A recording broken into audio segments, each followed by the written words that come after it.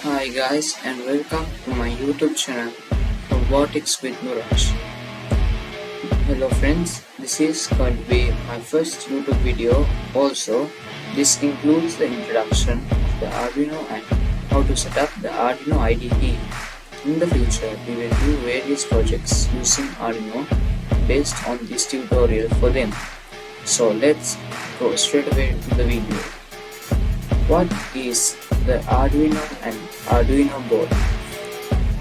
First of all, Arduino board is a circuit that can compare to the computer we all know but can't be compared to a computer because the Arduino board has a microcontroller.